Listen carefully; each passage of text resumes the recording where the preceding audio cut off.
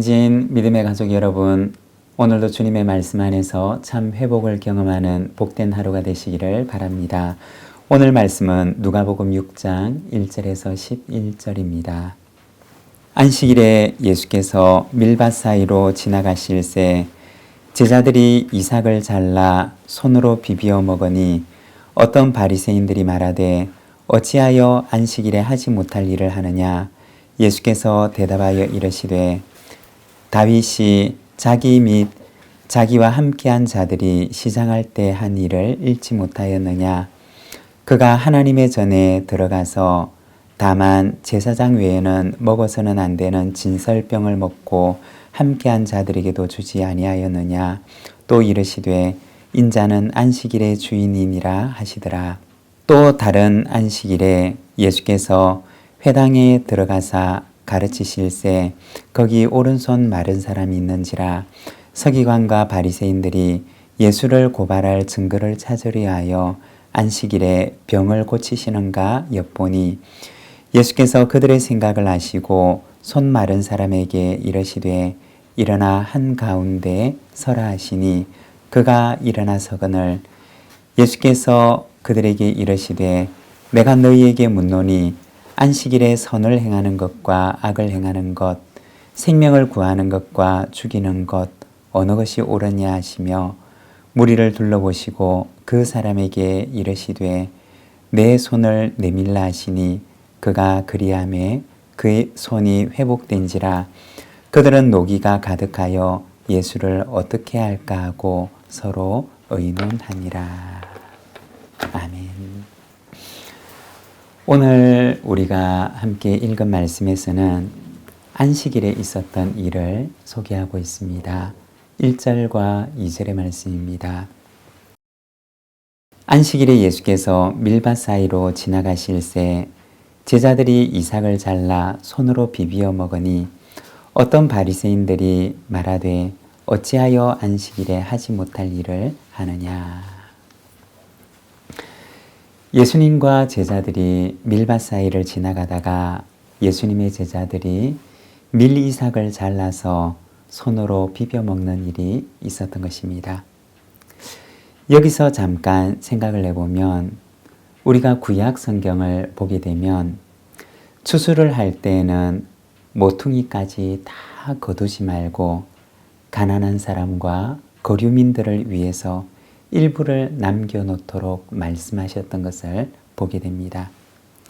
가난하고 궁핍한 자들을 배려하는 삶에 대해서 말했던 것입니다. 아마도 그래서 남겨져 있는 밀이삭이었을 것입니다. 예수님의 제자들이 바로 이렇게 남겨진 밀이삭을 잘라서 손으로 비벼 먹었던 것입니다. 이러한 모습은 예수님과 제자들의 공동체가 그리 넉넉하지 않은 상황이었음을 보여주는 말입니다. 제자들은 그들의 허기진 배를 채우기 위해서 안식일에 밀밭을 지나면서 남겨져 있는 이삭의 일부를 먹었던 것입니다. 그런데 바로 그때 이것을 문제 삼았던 이들이 있었던 것입니다. 바로 바리새인들이었습니다.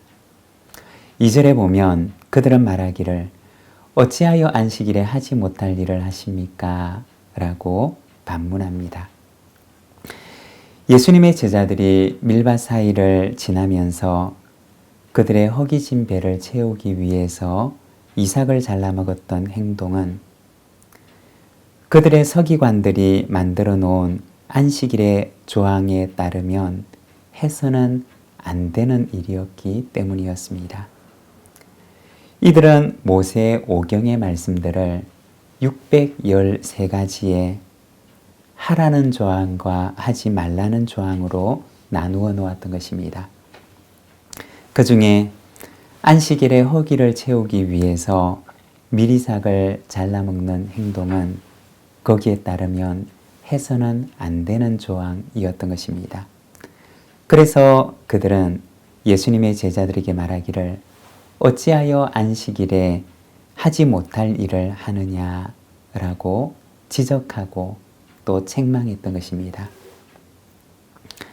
사실 안식일에 허기를 채우기 위해서 미리삭을 잘라 먹는 것을 금하는 말씀은 구약 성경 어디에도 나와 있지 않은 말씀이었습니다.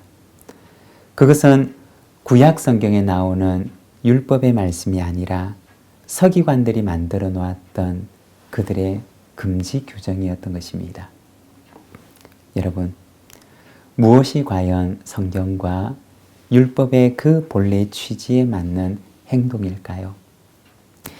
율법은 가난하고 궁핍한 자를 위해서 이삭을 다 베지 말고 남겨둘 것을 말씀하셨습니다. 그리고 누군가가 사랑과 배려의 율법의 말씀을 따라서 자신의 밭의 일부분을 수술을 하지 않고 남겨놓았던 것입니다. 그 밭을 지나가다가 배고픈 제자들은 그들의 허기진 배를 달래기 위해서 미리삭의 일부를 손으로 잘라 비벼 먹었던 것입니다. 율법의 가르침에 따르면 추수하지 않고 일부를 남겨놓은 누군가의 사랑과 배려, 그리고 그것을 통해서 배고픔을 해결하고 있는 예수님의 제자들. 하나님께서 율법을 통해 주셨던 말씀이 바로 이러한 모습을 말씀하셨던 것은 아닐까요? 그런데 어떤 바리새인이 와서 율법의 말씀이 아니라 그들이 만들어 놓은 규정을 가지고 말하기를 어찌하여 안식일에 하지 못할 일을 하느냐라고 책망했던 것입니다. 여러분, 어떤 것이 율법의 진정한 의미에 부합하는 것일까요? 하나님의 사랑의 율법, 하나님의 사랑의 말씀이 그들에게서는 낡은 규정과 낡은 종교가 되어가고 있었던 것입니다. 우리가 어제 읽었던 말씀에 보면 좋은 포도주를 그들의 낡은 가죽 부대에 넣고자 하는 그들의 모습을 보았습니다. 사랑하는 여러분, 하나님께서는 우리가 종교인이 되는 것을 원하지 않으십니다. 하나님의 말씀의 진정한 의미를 이해하고 실천하는 사랑의 제자, 사랑의 사람이 되기를 원하십니다. 그리고 이어지는 또 하나의 이야기를 우리에게 보여줍니다. 6절과 7절의 말씀입니다. 또 다른 안식일에 예수께서 회당에 들어가사 가르치실세 거기 오른손 마른 사람이 있는지라 서기관과 바리새인들이 예수를 고발할 증거를 찾으려 하여 안식일에 병을 고치시는가 엿보니.